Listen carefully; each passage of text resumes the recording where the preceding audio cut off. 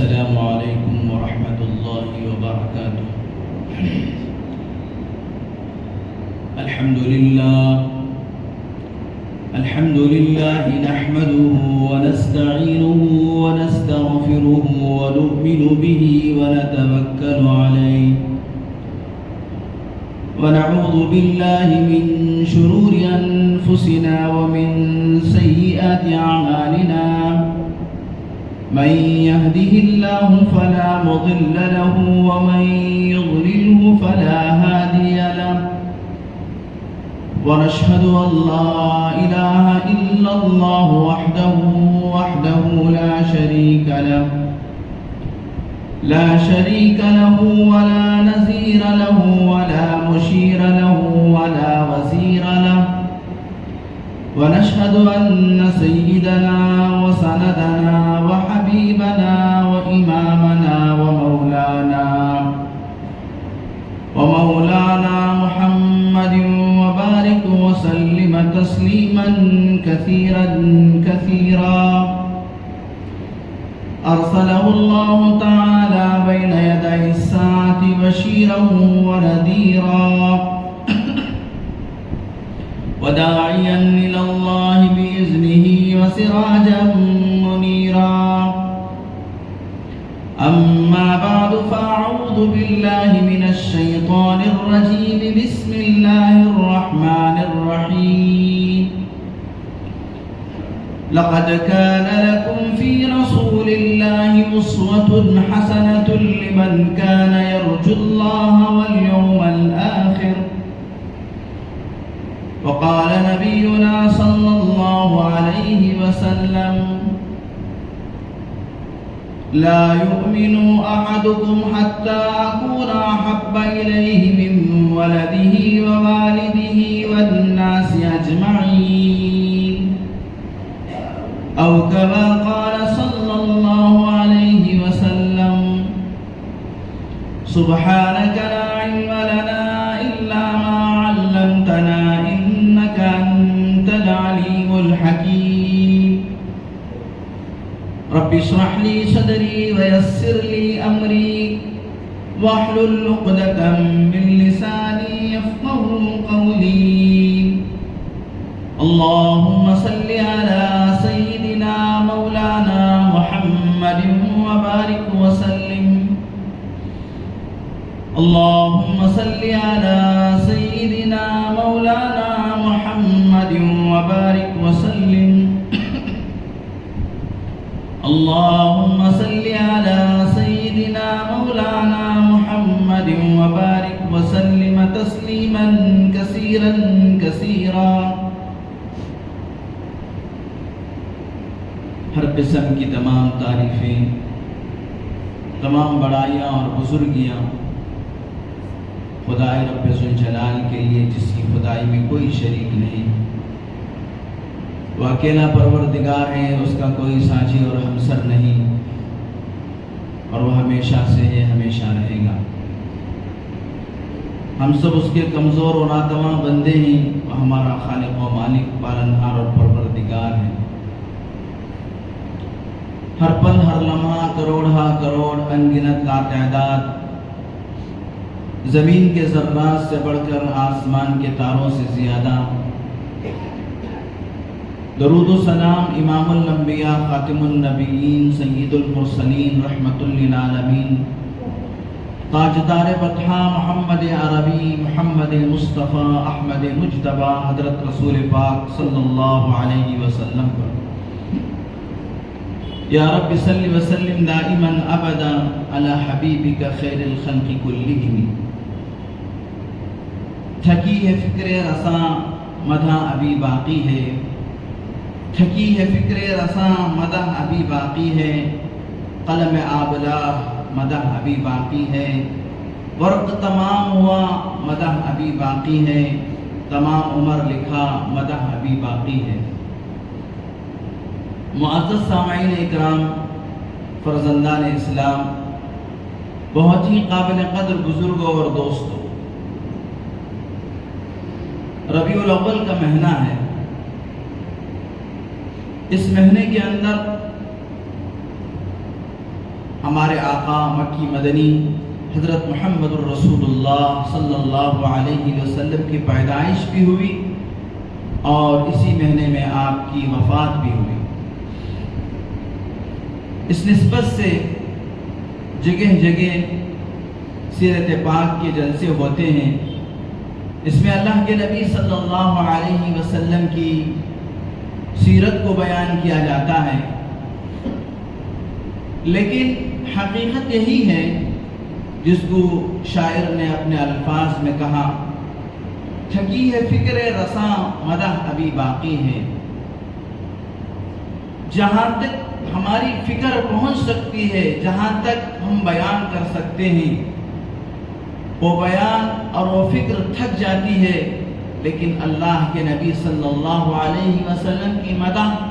اور آپ کی منقبت اور آپ کی تعریف باقی رہتی ہے۔ قلم آبلہ اس کو کہتے ہیں، آبلہ اس کو کہتے ہیں جب آدمی چل چل کر اس کے پاؤں میں آبلے آ جاتے ہیں، وہ چلنے سے مجبور ہو جاتا ہے۔ اسی کو تشبیہ دیتے ہوئے شاعر نے کہا کہ قلم لکھ لکھ کر اپنے آپ کو ختم کر لیے، لیکن اللہ کے نبی صلی اللہ علیہ وسلم کی مدح ابھی باقی ہے، اور ورق تمام ہوا مگر مدح ابھی باقی ہے۔ جتنے کتابیں لکھی گئی سیرت پر، جتنے قلم لکھے گئے سیرت پر، وہ ورق ختم ہو گئے، وہ قلم ٹوٹ گئے، وہ چیزیں ختم ہو گئی، لیکن اللہ کے رسول صلی اللہ علیہ وسلم کی مدح، آپ کی منقبت، آپ کی تعریف، آپ کی سیرت مکمل نہیں ہوئی، وہ ابھی باقی ہے۔ عمر تمام ہوئی مگر مدح ابھی باقی ہے۔ آدمی کہتے کہتے پوری زندگی ختم کر لے، اللہ کے نبی صلی اللہ علیہ وسلم کے زمانے سے لے کر آج تک اور آج کے بعد سے لے کر قیامت تک لوگ اللہ کے نبی صلی اللہ علیہ وسلم کی تعریف میں گنگناتے رہے، قصیدے و اشعار پڑھتے رہے، نعتیں اور اللہ کے نبی صلی اللہ علیہ وسلم کی مدح سرائی کرتے رہے، سیرت پر کتابوں کی کتابیں لکھی جاتے رہے، لیکن اللہ کے نبی صلی اللہ علیہ وسلم کی سیرت ختم نہیں ہوئی۔ اسی کو مرزا مظہر جان جانا رحمت اللہ علیہ نے فرمایا کہ آپ صلی اللہ علیہ وسلم جب دنیا میں آئے تو آتے ہی چلے گئے، ابھی تک آپ کی تشریف آوری اور ابھی تک آپ کی سیرت اور آپ کی منقبت، آپ کی فضیلت کے چرچے ہوتے ہی رہے ہیں اور قیامت تک ہوتے رہے گے۔ چنانچہ میرے دوستو، اللہ کے نبی صلی اللہ علیہ وسلم کی زندگی کا جو مقصد تھا، اس مقصد کو ہم اپنا مشن بنانا ہے، اپنی زندگی کا مطمع نظر بنانا ہے، اپنی زندگی کا مقصود بنانا ہے۔ ویسے سرکار دو عالم صلی اللہ علیہ وسلم کی آمد کی ایک تو ہے خوشی اور ایک ہے آپ کی اطاعت۔ خوشی اور اطاعت کے اندر بہت بڑا فرق ہے۔ آپ صلی اللہ علیہ وسلم کی آمد پر خوشی آپ کا چچا ابو لہب نے بھی منایا۔ آپ صلی اللہ علیہ وسلم کی آمد پر آپ کا چچا ابو لہب جب اس نے خوشخبری سنی کہ عبداللہ کے گھر پیدائش ہوئی ہے، بیٹے کی ولادت ہوئی ہے، تو جس باندی نے ابو لہب کو خوشخبری سنائی اس کا نام سویبہ تھا۔ اس نے جا کر اپنے مالک کو سنایا کہ تمہارے بھائی کے گھر بھتیجا پیدا ہوا ہے، تو ابو لہب نے اس باندی کو اسی وقت آزاد کر دیا۔ لیکن میرے دوستو، آزاد کرنا کوئی معمولی بات نہیں تھی۔ ایک آدمی کی جو قیمت ہوتی ہے، دیت جو ہوتی ہے، وہ 100 اونٹوں کے برابر۔ 100 اونٹ آج کے زمانے کے اندر اس کی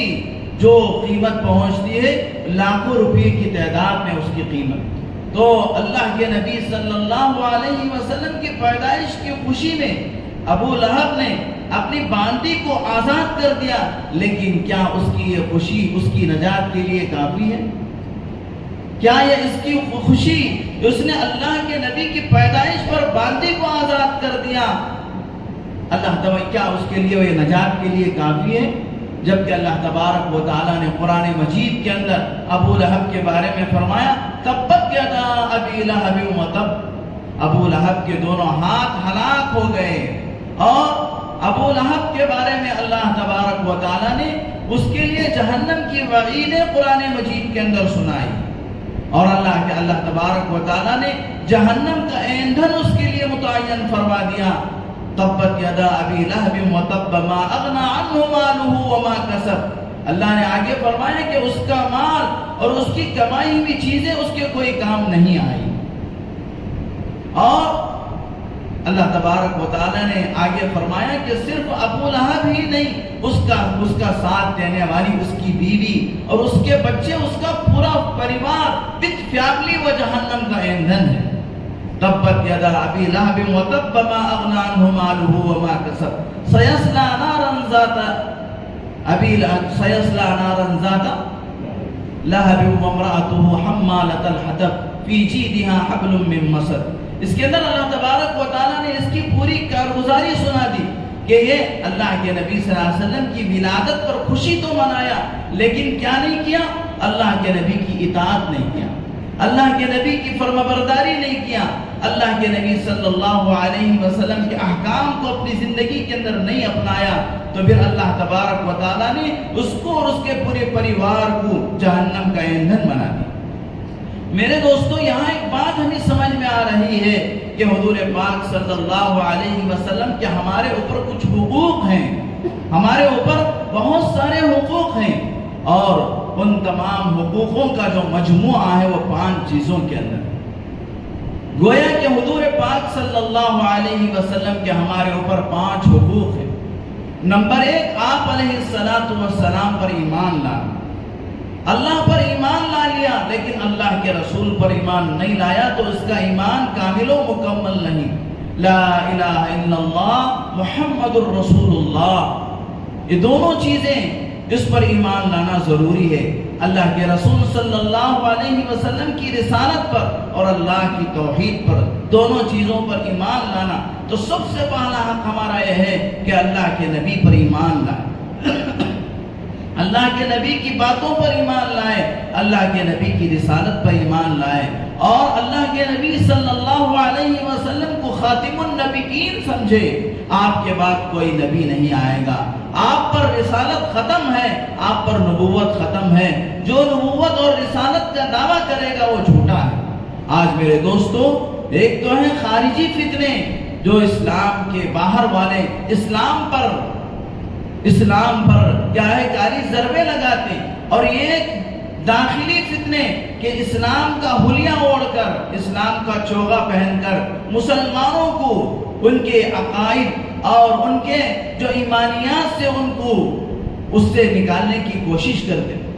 آج جگہ جگہ بہت سارے ایسے داخلی فتنے، شکیل بن حنیف کے نام سے، گوہر شاہی کے نام سے، قادیانی کے نام سے، اور پتہ نہیں کہ ایسے بہت سارے فتنے مسلمانوں کے حلیے میں داڑیاں چھوڑ کر، جبے پہن کر، اور پوری مسلمانوں کی شباہت اختیار کر کے ایک آدمی ہے شکیل بن حنیف، آج بھی موجود ہے اور بہار کا رہنے والا، اس کا جو دعویٰ ہے وہ یہ ہے کہ وہ امام مہدی ہے، نعوذ باللہ، اور وہ اپنے آپ کو عیسیٰ علیہ السلام کہتا ہے۔ اس طریقے سے مسلمانوں کے عقائد کو اور اللہ کے نبی صلی اللہ علیہ وسلم کی تعلیمات پر کاری ضربے لگا کر ایمان سے لوگوں کو مرتد کرانے کی کوشش کی جا رہی ہے۔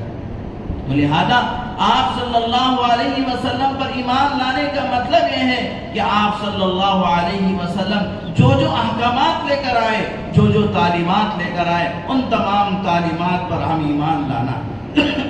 ان تمام تعلیمات پر ہمیں کاربند رہنا ہے۔ اللہ تبارک و تعالیٰ نے قرآن مجید کے اندر ارشاد فرمایا وَمَا أَرْسَلْنَاكَ إِلَّا رَحْمَةً لِّلْعَالَمِينَ، آپ صلی اللہ علیہ وسلم تمام عالم کے لیے رحمت بنا کر بھیجے ہی، اور آپ صلی اللہ علیہ وسلم خاتم النبیین۔ تو دوسرا اللہ کے نبی صلی اللہ علیہ وسلم کا ہمارے اوپر حق یہ ہے، ایک تو یہ ہے کہ آپ پر ایمان لایا جائے، آپ کی رسالت پر ایمان لائے، آپ کو خاتم النبیین مانا جائے، آپ پر نبوت ختم ہے، آپ کے بعد کوئی نبی نہیں آئے گا، کوئی رسول نہیں آئے گا۔ اس بات کو اپنے دل کی گہرائی میں بٹھا لیں، اس کے خلاف جو بھی کہے گا وہ جھوٹا ہے، وہ مکار ہے، وہ کذاب ہے، وہ دجال ہے۔ اللہ کے نبی صلی اللہ علیہ وسلم نے فرمایا قیامت کے قریب بہت سارے جھوٹے کذاب دجال پیدا ہوں گے، انہی کذابوں میں، انہی دجالوں میں یہ لوگ ہیں جو اس وقت کیا ہے امت کے ایمان کو خراب کرنے کی کوششیں کر رہے ہیں۔ دوسری چیز اللہ کے نبی صلی اللہ علیہ وسلم کا کہ حقوق میں سے دوسرا جو حق ہے وہ اللہ کے نبی صلی اللہ علیہ وسلم کا ادب ہے۔ اللہ کے نبی صلی اللہ علیہ وسلم کا انتہائی ادب ہم کو کرنی چاہیے۔ اللہ کے نبی صلی اللہ علیہ وسلم کا نام ہمیں بڑے ادب کے ساتھ لینا ہے۔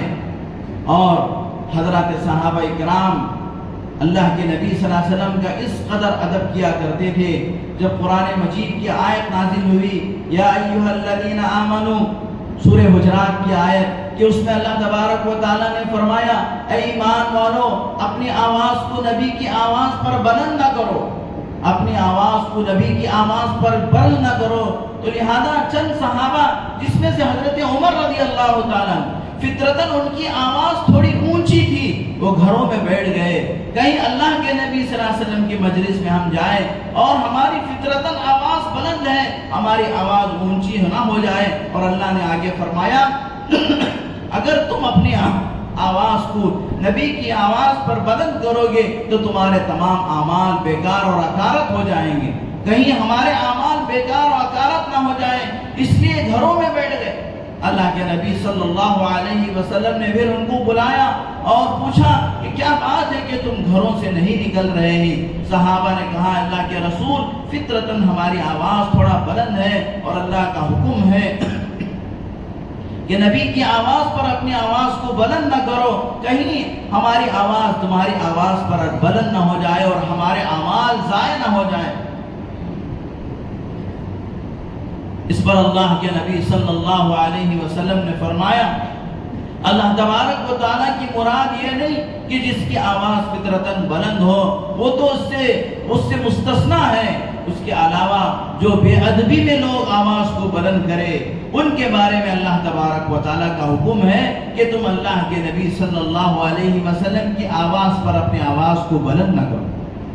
تیسرا حق اللہ کے نبی صلی اللہ علیہ وسلم کا کہ حضور پاک صلی اللہ علیہ وسلم سے محبت، اللہ کے نبی صلی اللہ علیہ وسلم سے عقیدت کتنی ہونی چاہیے۔ اللہ کے نبی صلی اللہ علیہ وسلم کی حدیث مبارکہ کو میں نے خطبے کے دوران پڑھا، جس کو حضرت انس رضی اللہ تعالیٰ روایت کرتے ہیں کہ اللہ کے نبی نے فرمایا لا یؤمن احدکم حتی اکون احب الیہ، اس وقت تک آدمی کامل مومن نہیں ہو سکتا، اس وقت تک وہ کامل ایمان والا نہیں ہو سکتا جب تک کہ میں اس کے نزدیک اتنا محبوب نہ ہو جاؤں کہ اس کی والدین سے، اس کے اولاد سے، اس کے تمام رشتہ داروں سے زیادہ محبوب جب تک میں اس کے نزدیک نہ ہو جاؤں اس وقت تک وہ کامل مومن نہیں ہو سکتا۔ اللہ کے نبی صلی اللہ علیہ وسلم کی محبت میرے دوستوں صرف کیا ہے؟ چیخ لینے سے، پکار لینے سے اور کیا ہے نعرے بلند کر لینے سے نہیں، بلکہ محبت کیا ہے؟ وہ عمل کا نام ہے۔ وہ کیا ہے؟ اللہ کے نبی صلی اللہ علیہ وسلم کے رنگ میں رنگے جانے کا نام ہے، اللہ کے نبی کی محبت میں سرشار ہو جانے کا نام ہے، اللہ کے نبی کے نام پہ سب کچھ کو قربان کر دینے کا نام ہے، اللہ کے نبی کے نام پر اپنی خواہشات کو قربان کر دینا اور اپنی دنیا کی تمام تر چیزوں پر اللہ کے نبی صلی اللہ علیہ وسلم کے اسوہ حسنہ کو، آپ کے طریقے کو ترجیح دینا۔ حضرات صحابہ کرام رضوان اللہ تعالی علیہم اجمعین نے اس کو کر کر عملی نمونہ پیش فرمایا۔ حضرت زید بن حارثہ رضی اللہ تعالیٰ صحابی ہیں، یہ وہ صحابی ہیں قرآن مجید میں اللہ تبارک و تعالیٰ نے صرف ایک صحابی کا ذکر فرمایا، وہ حضرت زید رضی اللہ تعالیٰ، اور حضرت زید بن حارثہ رضی اللہ تعالیٰ کو یہ فضیلت حاصل ہے کہ یہ اللہ کے نبی صلی اللہ علیہ وسلم کے لے پالک بیٹے تھے، منہ بولے بیٹے تھے۔ واقعہ یوں ہوا کہ حضرت زید بن حارثہ اپنی والدہ کے ساتھ بازار میں گئے ہوئے تھے، کچھ ڈاکو اور اچکے لوگوں نے ان کی والدہ سے ان کو چھین لیا اور ان کو چرا لیا، ڈاکہ ڈال لیا اور حضرت زید بن حارثہ کو مکہ لا کر فروخت کر دیا، اور ان کو خریدنے والے حضرت خدیجہ رضی اللہ تعالیٰ عنہ کے بھانجے تھے۔ انہوں نے ان کو خریدا اور خرید کر اپنی خالہ کو تحفے میں دے دیا۔ جب حضرت خدیجہ رضی اللہ تعالیٰ عنہ کا نکاح سرکار دو عالم امام الانبیاء حضرت محمد الرسول اللہ صلی اللہ علیہ وسلم سے ہوا، وہ واقعہ آپ کو معلوم ہے۔ حضرت خدیجہ رضی اللہ تعالیٰ عنہ کی عمر اس وقت 40 سال تھی، رسول اللہ صلی اللہ علیہ وسلم کی عمر اس وقت 25 سال کی تھی۔ حضرت خدیجہ اس سے پہلے 2 مرتبہ بیوہ ہو چکی تھی۔ اللہ کے نبی صلی اللہ علیہ وسلم نے حضرت خدیجہ سے نکاح فرمایا،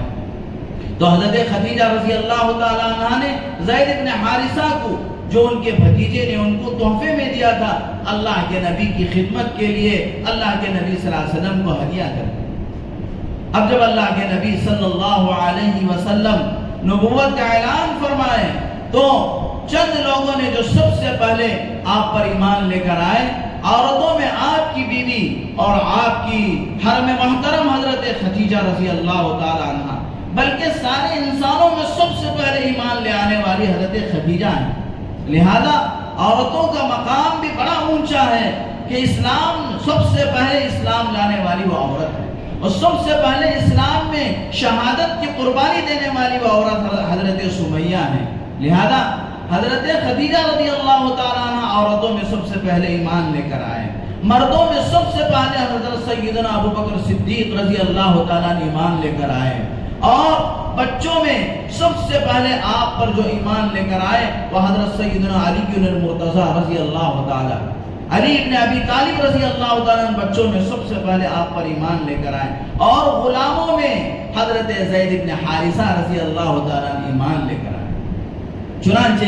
حضرت زید بن حارثہ رضی اللہ تعالیٰ حضور پاک صلی اللہ علیہ وسلم کے ساتھ رہنے لگے، اور حضرت زید بن حارثہ کو حضور پاک صلی اللہ علیہ وسلم کا منہ بولا بیٹا پکارنے لگے، اور بلکہ زید بن حارثہ کو زید بن محمد لوگ کہا کرتے تھے۔ پھر اللہ تبارک و تعالیٰ کی طرف سے تنبیہ ہوئی، ان کے جو والد ہیں انہی کی طرف منسوب کر کے ان کو بلانا چاہیے،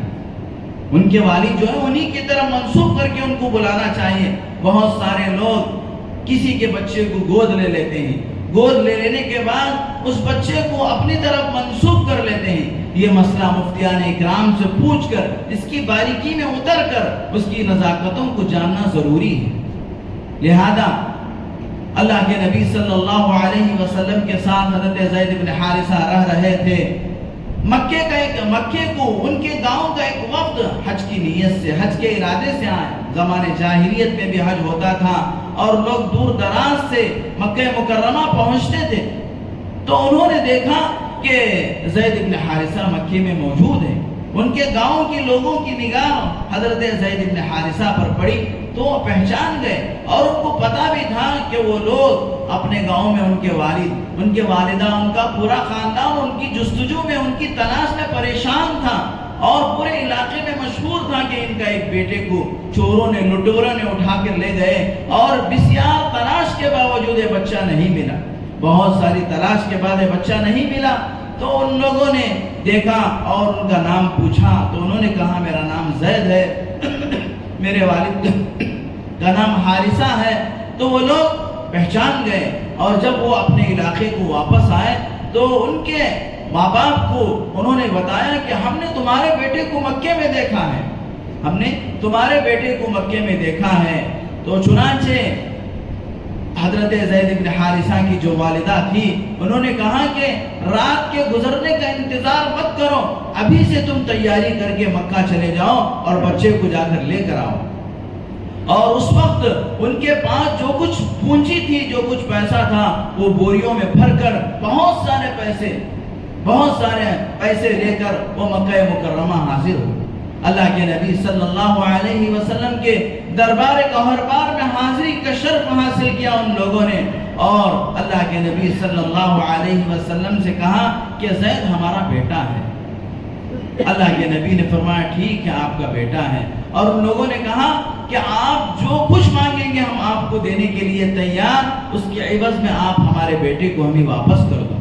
اللہ کے نبی صلی اللہ علیہ وسلم نے فرمایا عوض و معاوضے کی کوئی بات نہیں ہے، زید کو بلاتا ہوں، اگر وہ تمہارے ساتھ آنے پر رضامندی ظاہر کر لے، آمدہ ہو جائے تو تم اس کو بغیر کوئی معاوضہ دیے کے لے جا سکتے ہو۔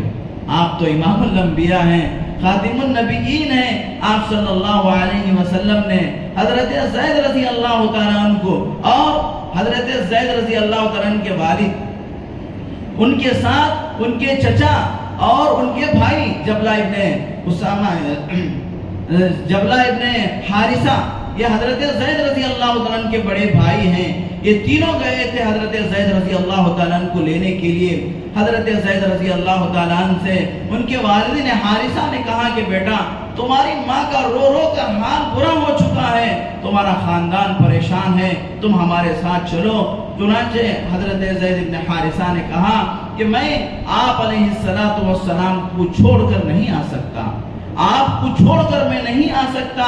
آپ سے مجھے جو محبت ہے، آپ سے جو مجھے عقیدت ہے، اس پر میں ساری رشتہ داری کو قربان کر سکتا ہوں، لیکن آپ علیہ السلام کی محبت کو اور آپ صلی اللہ علیہ وسلم کی صحبت کو نہیں چھوڑ سکتا۔ اس وقت حضرت زید بن حارثہ رضی اللہ تعالیٰ عنہ کے والد نے فرمایا بیٹا یہ تو غلامی کی زندگی ہے، غلامی کی زندگی سے آزادی کی زندگی بہت بہتر ہے، تم ہمارے پاس آؤ گے تو تم آزاد رہو گے۔ تو اس وقت حضرت زید بن حارثہ نے جملہ کہا ابا جان اس غلامی پر ہزاروں آزادیاں میں قربان کر سکتا ہوں، یہ مصطفیٰ کی غلامی ہے، یہ محمد الرسول اللہ کی غلامی ہے، یہ کسی اور کی غلامی نہیں ہے، اس غلامی پر میں ہزاروں آزادیاں قربان کر سکتا ہوں، میں محمد الرسول اللہ کو چھوڑ کر نہیں آ سکتا۔ چنانچہ میرے دوستوں حضرات صحابہ اکرام حضور پاک صلی اللہ علیہ وسلم سے جو محبت کرتے تھے، ٹوٹ کر محبت کرتے تھے، اس محبت میں حضرات صحابہ سب کچھ قربان کر دیتے تھے۔ لہذا میرے دوستوں حضور سے محبت وہ کیا ہے، اس کا عملی نمونہ ہماری زندگیوں سے ظاہر ہونی چاہیے۔ آپ کے ہمارے ہر کام کے اندر حضور پاک صلی اللہ علیہ وسلم کی اتباع ہو، حضور پاک صلی اللہ علیہ وسلم کی محبت ہو، اور حضور پاک صلی اللہ علیہ وسلم سے اور چوتھی چیز جو ہے میرے دوستوں وہ حضور پاک صلی اللہ علیہ وسلم کی اطاعت ہے، آپ کی فرما برداری ہے، آپ علیہ السلام کی ہر بات پر عمل کرنا ہے۔ نمبر 1 اللہ کے نبی صلی اللہ علیہ وسلم پر ایمان، نمبر 2 اللہ کے نبی صلی اللہ علیہ وسلم کا ادب، نمبر 3 اللہ کے نبی صلی اللہ علیہ وسلم کی محبت، نمبر 4 اللہ کے نبی صلی اللہ علیہ وسلم کی اطاعت۔ اطاعت و فرما برداری ہی اصل چیز ہے۔ اللہ کے نبی نے کسی کام کو کہا تو آنکھ بند کر کے ہمیں وہ کام کرنا چاہیے، اس کے اندر میرے دوستو اللہ تبارک و تعالیٰ کی طرف سے ہمیں مدد ملے گی، دنیا اور آخرت کی کامیابی ملے گی، دنیا اور آخرت کے اندر ہم کامیاب ہوں گے۔ صحابہ اکرام کیسے اللہ کے نبی صلی اللہ علیہ وسلم کی اطاعت کیا کرتے تھے، کیسے اللہ کے نبی صلی اللہ علیہ وسلم کے اشاروں پر حضرات صحابہ اپنی زندگیوں کو نچھاور کر دیتے تھے، اپنا مال و متاع، اپنا گھر بار سب کچھ حضرات صحابہ کرام اللہ کے نبی صلی اللہ علیہ وسلم کے اشاروں پر، اللہ کے نبی صلی اللہ علیہ وسلم کی فرما برداری پہ قربان کر دیتے۔ ایسے ایک نہیں دو نہیں سینکڑوں واقعات ہیں حضرات صحابہ کہ حضرات صحابہ نے حضور کی اطاعت میں اپنا سب کچھ کیا داؤ پر لگا دیا، اس لیے کہ صحابہ اکرام کو معلوم تھا کہ دنیا اور آخرت کی کامیابی اللہ کے نبی صلی اللہ علیہ وسلم کی اطاعت و فرما برداری میں۔ اللہ کے نبی صلی اللہ علیہ وسلم نے حدیث پاک کے اندر فرمایا من اطاعنی دخل الجنہ ومن عصانی فقد ابا، قیل ومن ابا یا رسول اللہ؟ اللہ کے نبی صلی اللہ علیہ وسلم نے فرمایا جس نے میری اطاعت کی وہ جنت میں داخل ہوگا، اور جس نے میرا انکار کیا اس نے میری نافرمانی کی۔ صحابہ نے پوچھا اللہ کے نبی آپ کا انکار کرنے والا کون ہے؟ اللہ کے نبی نے فرمایا مجھے اللہ کا رسول مانتا ہے لیکن اس کے باوجود میری اطاعت نہیں کرتا، گویا کہ وہ میرا انکار کرنے والا، جو میرا انکار کیے گا وہ جہنم میں داخل ہوگا۔ تو لہذا میرے دوستو اللہ کے نبی صلی اللہ علیہ وسلم نے صاف صاف بتا دیا کہ اللہ کے نبی کی اطاعت میں اللہ کی اطاعت۔ اللہ تبارک و تعالیٰ نے قرآن مجید میں اللہ کے نبی صلی اللہ علیہ وسلم سے فرمایا اے نبی جی آپ اپنی امت کو سمجھا دیجئے کہ آپ کی اطاعت میں میری اطاعت ہے، آپ کی فرما برداری میں میری فرما برداری ہے۔ قُلْ إِن كُنتُمْ تُحِبُّونَ اللَّهَ فَاتَّبِعُونِي يُحْبِبْكُمُ اللَّهُ، اللہ تعالیٰ فرماتا ہے اے نبی جی آپ اپنے امتیوں کو سمجھا دیجئے، میرے بندوں کو بتا دیجئے، اگر تم اللہ کی اطاعت کرنا چاہتے ہو تو میری اطاعت کرو، میری فرما برداری کرو، میری اطاعت میں ہی اللہ کی اطاعت ہے، میری فرما برداری میں ہی اللہ کی فرما برداری ہے۔ چنانچہ میرے دوستو پانچویں چیز جو اللہ کے نبی صلی اللہ علیہ وسلم کے حقوق ہم پر ہیں، اس میں سے پانچویں چیز یہ ہے کہ ہم اللہ کے نبی صلی اللہ علیہ وسلم پر درود بھیجیں، کثرت کے ساتھ اللہ کے نبی صلی اللہ علیہ وسلم پر درود بھیجیں۔ اللہ کے نبی ہمارے محسن ہیں، اللہ کے نبی کے ہم پر ہزاروں لاکھوں کروڑوں احسانات ہیں، اللہ کے نبی کے احسان کے تلے ہم جی رہے ہیں، اللہ کے نبی کے احسان کے وجہ سے اللہ نے ہمیں ایمان کی توفیق عطا فرمایا۔ تو لہذا میرے دوستو اس کا چھوٹا سا چھوٹا صلہ اللہ کے نبی کے ان احسانات کا چھوٹا سا چھوٹا بدلہ یہ ہے کہ ہم اللہ کے نبی پر کثرت کے ساتھ درود پڑھیں۔ اللہ کے نبی صلی اللہ علیہ وسلم نے فرمایا دنیا میں بہت سارے لوگ بخیل، کنجوس، مکھی چوس ہیں، لیکن ان میں سے سب سے زیادہ بخیل اور سب سے زیادہ کنجوس وہ ہیں جو مجھ پر درود نہ بھیجیں، میرا نام سنے مجھ پر درود نہ بھیجیں۔ میرے دوستوں اللہ کے نبی صلی اللہ علیہ وسلم پر ہم درود بھیجتے ہیں تو اللہ تبارک و تعالی، ابن نسائی شریف کی حدیث ہے کہ دنیا کے اندر بہت سارے فرشتے سیاحون فی الارض، الملائکۃ سیاحون فی الارض، بہت سارے فرشتے گھومتے رہتے ہیں، جہاں کہیں اللہ کے نبی پر درود بھیجا جاتا ہے وہ فرشتے اس درود کو لے جا کر اللہ کے نبی کی بارگاہ میں پہنچاتے ہیں، اللہ کے نبی صلی اللہ علیہ وسلم کو تحفے کے طور پر پیش کرتے ہیں۔ جب دور میں ہم رہتے ہیں اور اللہ کے نبی پر درود بھیجتے ہیں تو ہمارا تحفہ اللہ کے نبی کو پہنچتا ہے، جب ہم قریب جاتے ہیں تو بذات خود ہم اللہ کے نبی پر درود پیش کرتے ہیں۔ ایک تحفہ پیش کرنا ہوتا ہے اور ایک اللہ کے نبی کو براہ راست پیش کرنا ہوتا ہے۔ چنانچہ میرے دوستو اللہ کے نبی صلی اللہ علیہ وسلم پر جب درود ہم پڑھتے ہیں تو اللہ تبارک و تعالیٰ نے فرشتوں کو ڈیوٹی لگا دیا ہے کہ وہ ہمارا درود لے جا کر اللہ کے نبی صلی اللہ علیہ وسلم کی بارگاہ میں پیش کرتے ہیں کہ فلاں ابن فلاں نے آپ پر درود بھیجا ہے۔ اللہ کے نبی صلی اللہ علیہ وسلم اس کو دعائیں دیتے ہیں، سلام بھیجتے ہیں تو سلام کا اللہ کے نبی جواب دیتے ہیں۔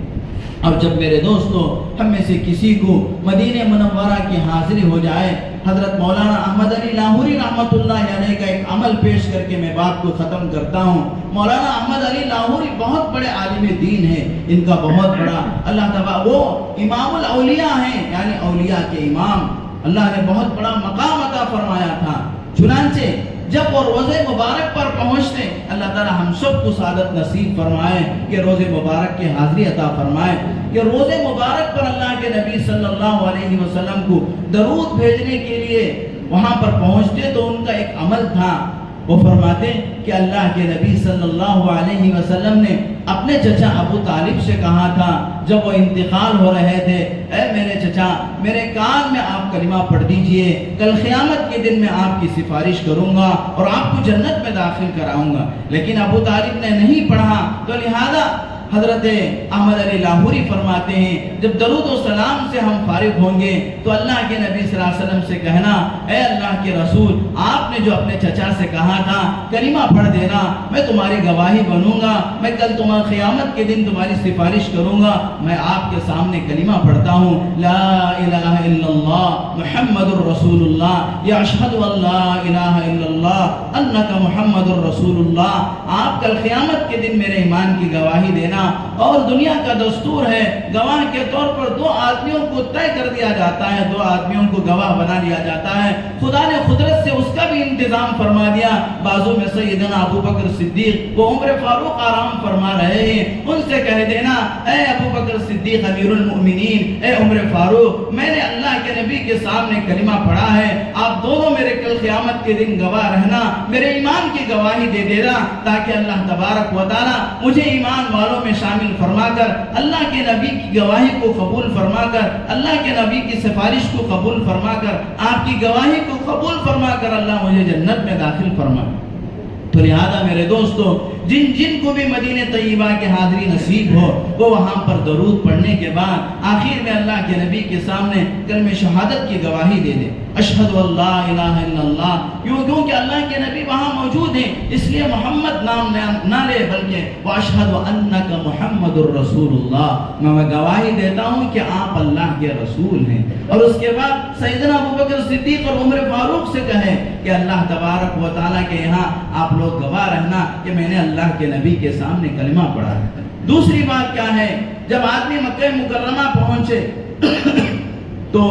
حضرت خدیجہ رضی اللہ تعالی عنہ اپنے اولاد محمد قاسم کے ساتھ مسجد یہ جنت المعلیٰ میں آرام فرما رہے ہیں۔ لوگ وہاں پر پہنچتے ہیں اور باقی 9 ازواج مطہرات جنت البقیع میں ایک ساتھ مدفون ہیں، جنت البقیع میں 9 ازواج مطہرات ایک ساتھ مدفون ہیں، لیکن ایک اللہ کے نبی صلی اللہ علیہ وسلم کی حرم محترم حضرت میمونہ رضی اللہ تعالی عنہ یہ مقام شریف کے اندر مدفون ہیں، وہ اکیلی وہاں پر مدفون ہیں، اور ان کی شان بھی یہ ہے کہ ان کا نکاح بھی اسی جگہ میں ہوا اور ان کا ولیمہ بھی اسی جگہ میں ہوا، اور جب ان کی زندگی کا آخری وقت ہوا تو وہ اسی مقام پر پہنچے اور ان کا انتقال ہو گیا۔ مکے سے 20 کلومیٹر پر ان کی مزار ہے حضرت میمونہ رضی اللہ تعالی عنہ کی۔ حضرت مولانا احمد علی لاہوری رحمۃ اللہ علیہ جب وہاں جا کر انہوں نے مراقبہ کیا تو انہوں نے اپنی ماں حضرت میمونہ کو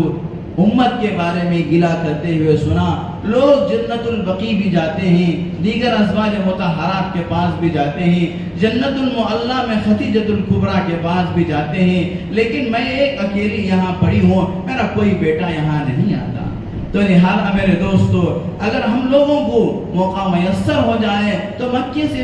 صرف 20 کلومیٹر پر جہاں تنعیم ہے، مسجد عائشہ ہے، اس سے تھوڑا آگے جائیں گے تو حضرت میمونہ رضی اللہ تعالیٰ عنہ کی مزار ہے۔ زندگی میں ہمیں موقع ملے تو وہاں پہنچ کر ہماری ماں حضرت میمونہ کو بھی درود و سلام اور ان کے لیے قرآن پڑھ کر ایصال ثواب کرنی چاہیے۔ اللہ تعالیٰ سے دعا ہے کہ اللہ تبارک و تعالیٰ ہم تمام کو مکہ مکرمہ مدینہ منورہ کی حاضری نصیب فرمائے، اور اللہ تبارک و تعالیٰ ہم تمام کو ازواج مطہرات اور اہل بیت اور حضرات صحابہ اور حضور پاک صلی اللہ علیہ وسلم کی قدردانی اور ان کی اطاعت و فرمانبرداری کی توفیق عطا فرمائے۔